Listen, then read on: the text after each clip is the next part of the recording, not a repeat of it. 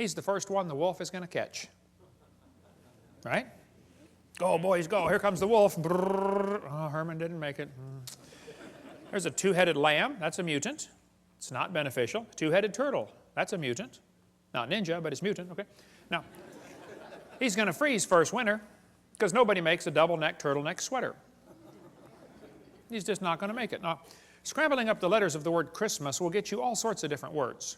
But it will never get you Xerox, zebra, or queen. The letters aren't available. This textbook shows the kids a four-wing fly, which, by the way, cannot fly. And it says, boys and girls, normal fruit flies have two wings. This mutant has four. This rare mutation, like most mutations, is harmful. Then it says, beneficial mutations are the raw material for natural selection. Now, hold on a minute. Why don't they show us an example of a beneficial mutation?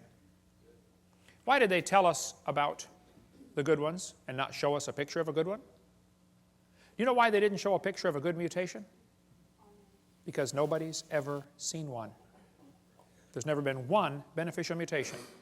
I said that in a debate one time, and this atheist said, Hovind, you're lying. He said, I can name a beneficial mutation right now. He said, people in Africa that get sickle cell anemia are less likely to get malaria. I said, that's brilliant, sir. That's like saying if you cut off your legs, you can't get athlete's foot. They're both negative, okay? Then they say evolution and natural selection go together. This one says natural selection causes evolution. That's a lie. Natural selection selects. It doesn't create anything. Natural selection is not a creative force, okay? Natural selection may be a stabilizing force, but it is not a creative force. Anybody with half a brain can figure that out. Natural selection cannot create any properties. It can only select. This textbook says, evolution by natural selection had occurred in just 1 year. Oh, they're lying. It says natural selection can lead to evolution. That's a lie. Natural selection selects. It doesn't create a thing. If you worked in a factory that made cars, how far is the Saturn plant from here? Pretty close, isn't it? How many of you work? Anybody here work in the Saturn plant? Okay. Suppose you worked in quality control. Your job was to check the car when they got done building it, you know, kick the tires, slam the doors, and drive it around, see if it runs.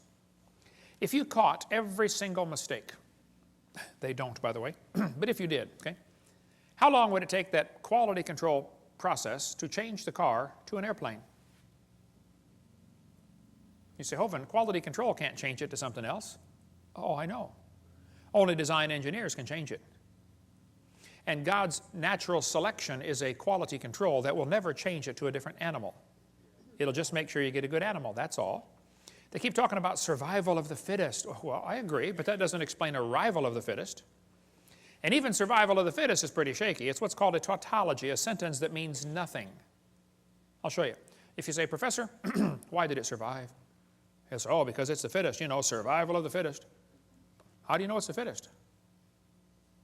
Because it survived. How else can you tell? Oh, I see. Look, if a whale goes through a school of fish and eats 80% of them, it's not survival of the fittest. It's actually survival of the luckiest. That's what's really going on out there. But some of these scientists have the ability to make amazing observations and still come to the wrong conclusion.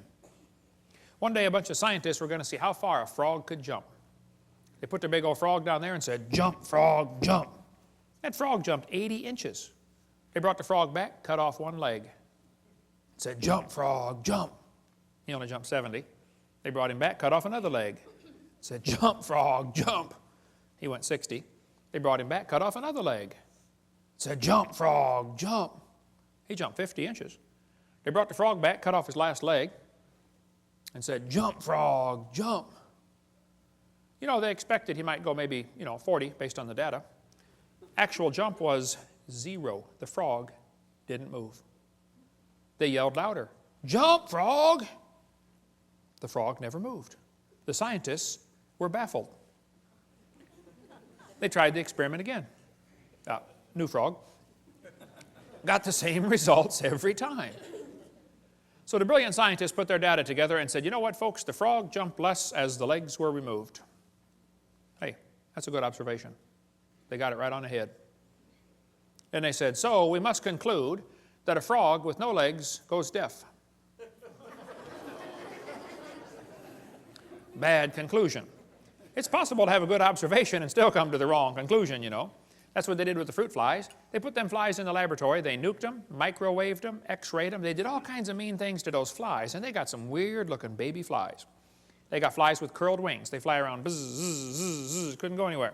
They got flies with no wings at all. What do you call that? A crawl or a walk? Can't fly. They raised all these mutated flies in the laboratory and said, you know what, folks, fruit flies refuse to become anything but fruit flies. Well, duh. So they said all mutations produce flies that were inferior to the original fly. Good observation. They said, so we must conclude that flies have evolved as far as they can go. Oh, bad conclusion, you know. Maybe you could conclude that God made them right to begin with, and all you're doing is messing them up in your laboratory. They were doing fine till you guys got a hold of them. Yeah. And they say evolution's as fit as ever. Yep, fruit flies in the north have wings 4% larger than flies in the south.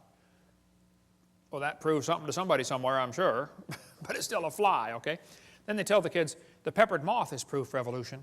They counted the moths on the trees and found it was 95% light colored and 5% black. Then they burned coal in the factories and the trees turned black, and they counted the moths again. It was only 5% light and 95% black. The problem is the entire story is a lie.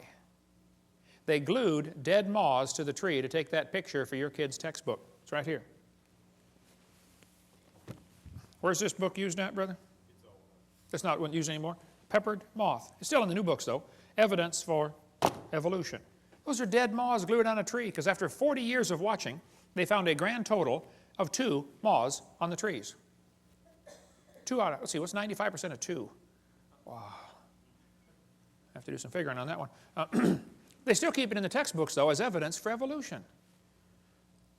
What's the Tulsa Zoo doing, having a peppered moth display? I mean, this is a zoo, for heaven's sake. Why do they push evolution in a zoo?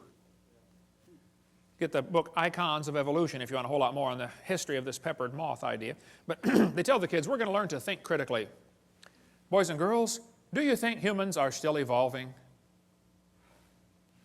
What kind of question is that? That's one of those questions like, have you stopped beating your wife yet?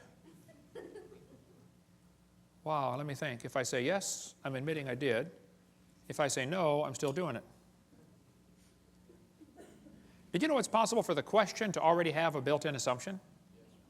Look at that question. Do you think humans are still evolving? What's the built-in assumption? That humans evolved.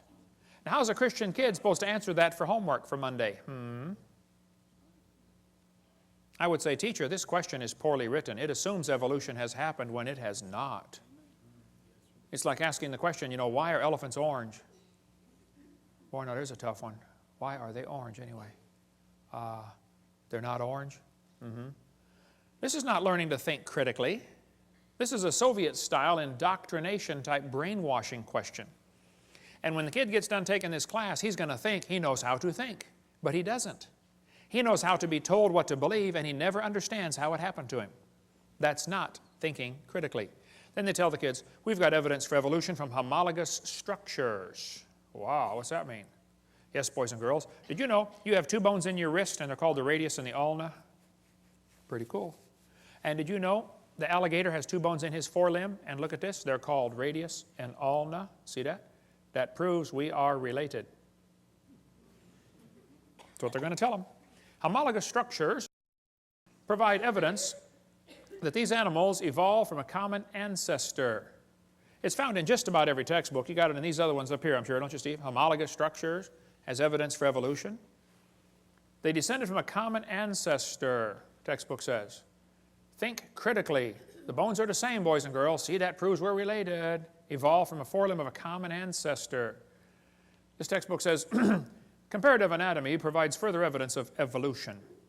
The commonalities suggest that these and other vertebrate animals are all related. They probably evolved from a common ancestor. This is a lie. They probably have a common designer. You know, the different bones in different animals come from different genes on the chromosomes. They're not homologous to begin with, okay? And even if they were, that still wouldn't prove common ancestor. Proves a common designer. The same designer made them all.